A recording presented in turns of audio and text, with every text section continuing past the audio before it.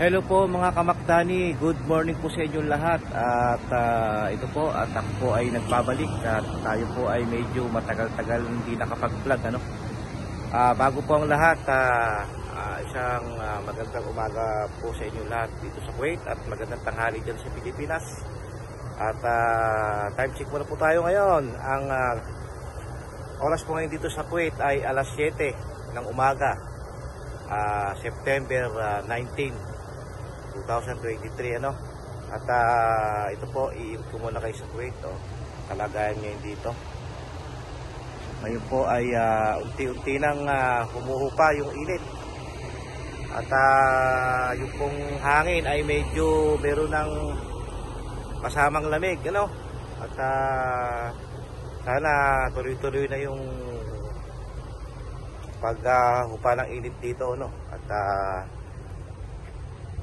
siguro baka next month or first week ng November ay ano dito, taglamig na. Pero po bago muna yun mag taglamig, ang senyalis po dito ay uulan muna siya. Mag-uulan muna ng mga ilang araw o ano, tapos susunod po noon singaw na yung taglamig. Ganun po dito sa Middle East. Pagka papasok ang taglamig, uulan muna siya ng isang malakas. Okay. Ito pong vlog ko ngayon ay para po sa aking pag-uwi. At kasi po ako po ay uuwi sa September 24. Ito pong uwi ko ay biglaan lang, ano. Ako po ay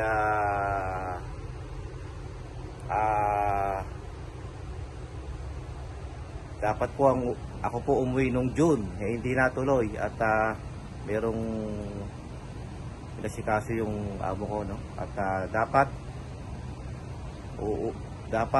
itong August uwi din ako, hindi rin natuloy. At ngayon itong September, ayun, sa awa ng Diyos ay natuloy din ang uwi natin. At ngayon po kaya po tayo ay maagang gumising at dahil po bago po tayo pumunta ng embassy, tayo po ay maghahatid muna doon sa anak ng amo natin sa eskwela kasi may pasok, no? At pagkatapos po maghatid siguro saka ako pupunta ng embassy para gawin natin yung mga regulasyon na dapat asikasuhin bilang OFW. At yun po, at baka po maya mga 8 tayo po ay ando na sa embassy. I-update ko lang po kayo mamaya pag ando na ako, no? At ayun, salamat at sa wakas at tayo yung makakauwi rin sa loob ng 2 taon. Okay, i-update ko na lang po kayo mamaya pagka ako po ay nandun na sa embassy. Okay? Stay put lang kayo dyan. Abang-abang lang po. Yun po mga kamakdani at tayo po ngayon ay nandito na sa aeroplano at oras na po para po tayo ay umalis na. Bago po na time check po na tayo ngayon. Oras po ngayon dito sa Kuwait ay 1:30 ng madaling araw, September 24. At po ay kasalukuyan po dadatingin yung mga tao po.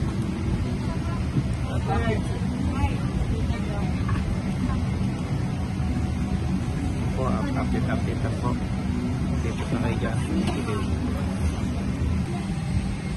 Ayun po mga kamakdani at tayo po ay lilipat na sa area at ang biyahe po namin ay aabutin na 8 oras at kalahati mula dito Manila. At mga biyahe po ito kaya tayo ay magpapasiksikan dito. Okay po, at makapungan po sa ito kayo dyan at mabalik po ako pagka tayo po ay nasa area.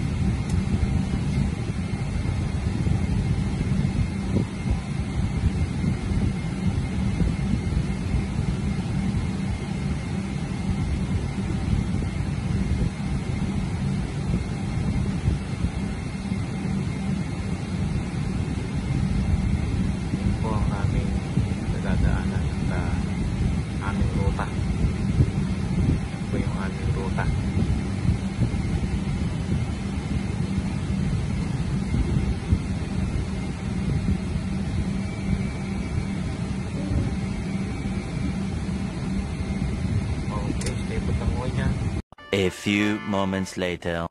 At ayun po mga kapagdani, at tayo po ay nandito pa rin po sa plano, at dito po tayo sa ere, at natapos lang po natin kumain. Dito po na-vlog yun kasi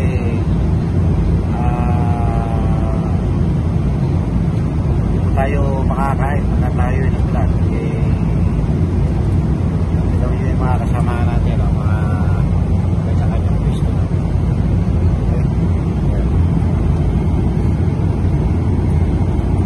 Dito po yan dito po kami sa area niya. Doon narinig nyo yung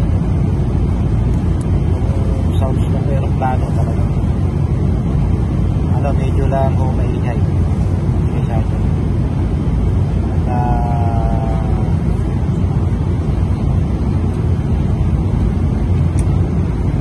Sige po, at maya lang po ulit, at tayo po ay mag-chill muna. Siguro po tayo po ay matutulog muna, at tayo po ay magkagising, at saka po tayo babalik po sa inyo. At pasensya na po, at pwede magpaglandaan maingay. Po, dyan lang kayo. Pagka kayo dyan, at ako po ay babalik. Tayo matutulog muna. Okay? Kapag lang po. Ito po mga kamagdani, at gagawin ko po kayo sa aming map.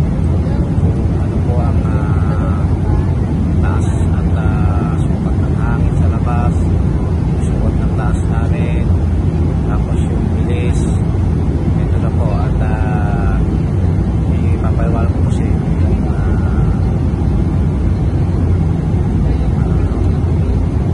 ang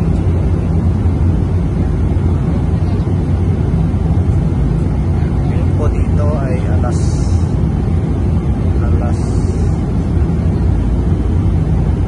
ang ating time ay 3:50. Tapos ang aming alis kami ay 1:15. Ngayon po ay alas 10:21 na. Ngayon po yung bawat degrees.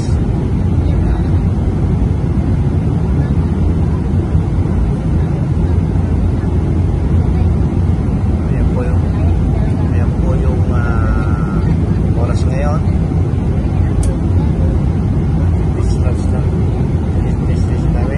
Taas namin 31,000 feet.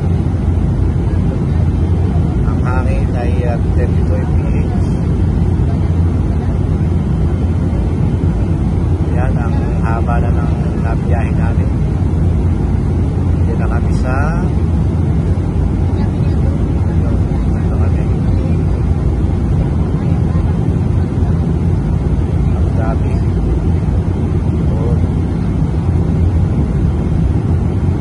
Destination namin yan.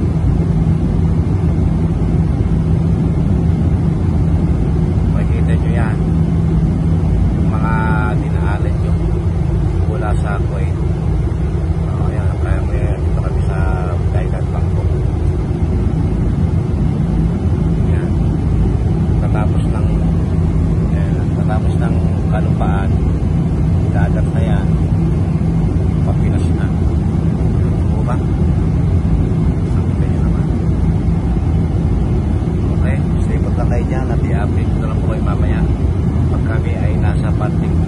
Ayan yung mga dinanan. Kita nyo naman. Ayan, si Thailand. Taas ng Pinas na. Okay, update lang po. Stay po na kayo dyan. Ayun po mga kamakdani at oras na po para kumain at nagpipit na po sila ng pagkain dito sa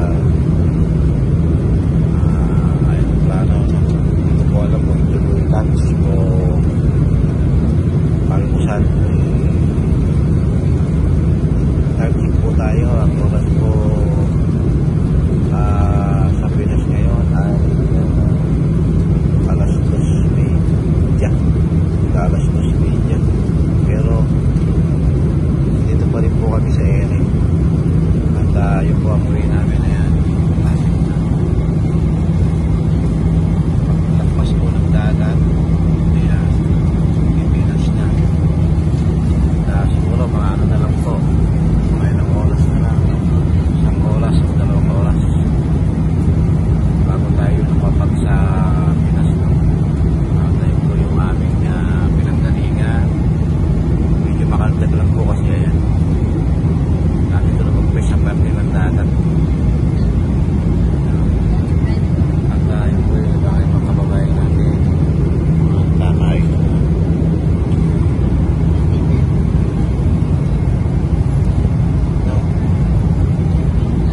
Sige po at kakain po na tayo. Update lang po. Stay po tayo dyan. A few moments later. Ayun po mga kapagdani at natatapos na po namin kumain. At yun po. Yan po yung ating pagkain. At ang mga kababayan natin ay tapos na kumain. Ayan. Pagkat. Tapos na kumain. At ipapakita ko po sa inyo ngayon yung kung nasaan na kami. Ayan. Ngayon po, hindi ko po may papakita sa inyo yung baba at saka harap kasi po napakaulap. Ayan po yung aming destination ngayon. Nakalabas na kami ng Bangkok, Thailand. Ayan. Nandito na kami ngayon sa South China Sea, patungong Manila. Yung mga siguro po ang biyahe mga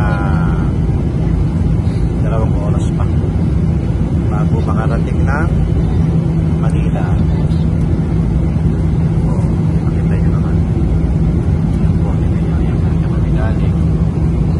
Yun, nalutan namin. Lapit na. Tapos, Manila na. Konting oras na lang po siguro bago kami makarating dito. Okay?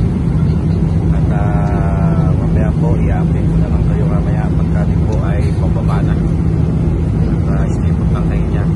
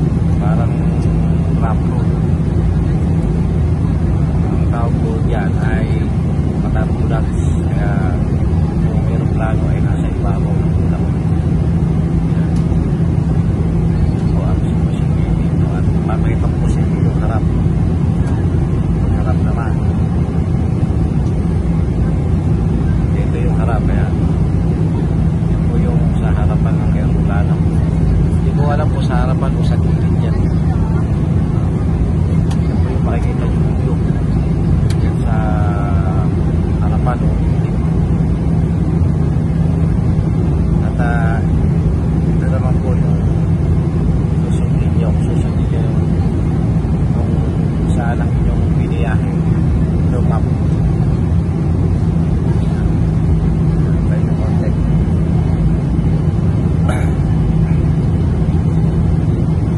Yun. Yun, nanggaling po kami ng Thailand. Lubos kami ng Thailand. Diba kami ng dito, South China Sea. Yun, papuntang Manila. Mga ano po siguro ang biyahe, mga isang oras bigit pa bago makalampag sa Manila. Ating plano sila sa okay. Tayo po yung sitwasyon yan. Yung ating dali, kayo po yung ating nagluruta. Ayan. Okay. Guys, ikot na kayo dyan. At ayapin po na po kayo mamaya at pag po kami bababa na. At makabaka lang po. Ayun po mga kapakdali yan. Hindi na po nakikita yung dagat. Kanina po din po natin makita kasi sobrang taas pa.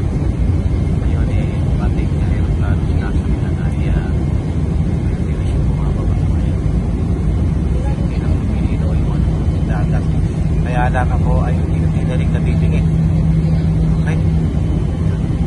Pakita nyo naman paano diba? O yung pagbaba ng ating aeroplano.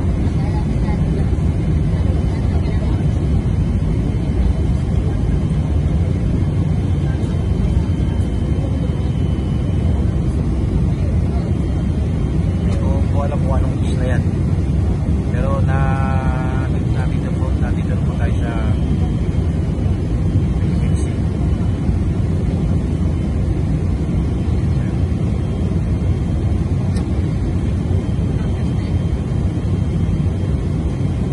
Yan, nandito na tayo sa kalupaan.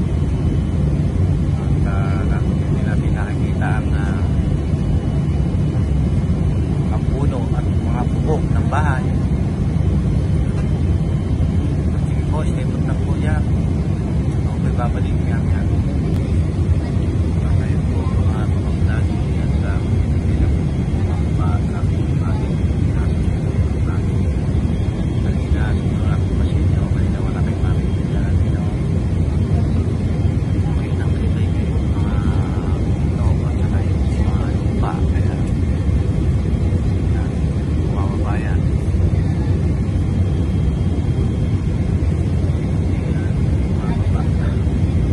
At napulit po ay pinalik na pinili.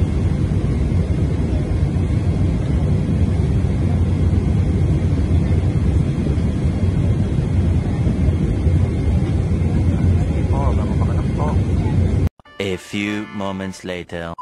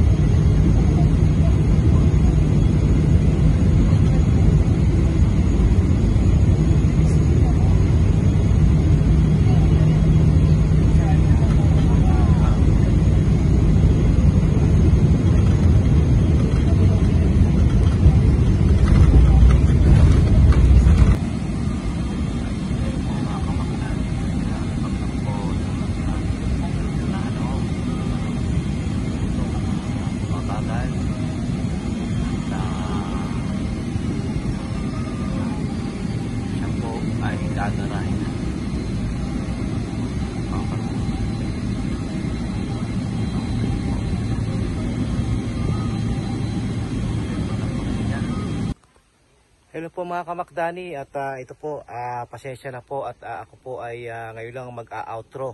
Ako po ay nanggaling kahapon sa kauwi ko lang po at galing sa airport kahapon at pasensya na po at hindi po ako gano'n nakapag-outro.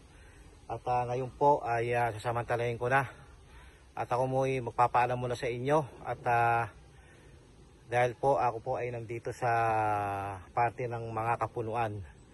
At ngayon po, mamaya po ibablog ko yon sa inyo ang pagpunta ko dito sa mga parteng bundok o bukid o kapunuan.